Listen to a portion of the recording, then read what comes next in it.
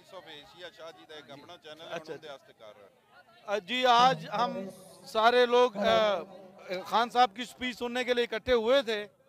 आज उन्होंने बहुत ही बड़ेपन का मुजाहरा करते हुए अपने पे हमला आवरों को भी माफ़ किया और हमें भी ये दर्ज दिया कि अब in the benefit of Pakistan हम सबको इकट्ठे हो जाना चाहिए। टिकट्स की लड़ाई, इन सब चीज़ों को हम पीछे छोड़ के जिसको खान टिकट देगा, तमाम एस्पायरेंट्स, तमाम टिकट होल्डर्स, तमाम पुराने गुज़श्ता MP MNA साहबान उसके साथ खड़े होंगे। और सिर्फ सबसे हमारे लिए अहम पाकिस्तान है।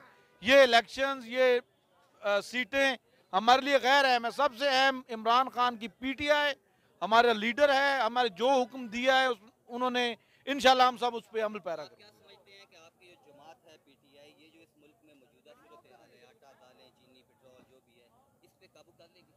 जिस तरह खान साहब ने फरमाया कि स्टेबिलिटी और सर्टनिटी मेन इश्यूज है हमारे पाकिस्तान के।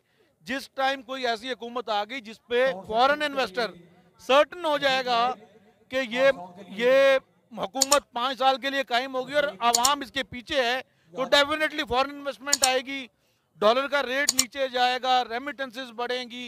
तो उससे मेरा ख्याल में कि हमारे हालात काफ़ी हद तक बेहतर हो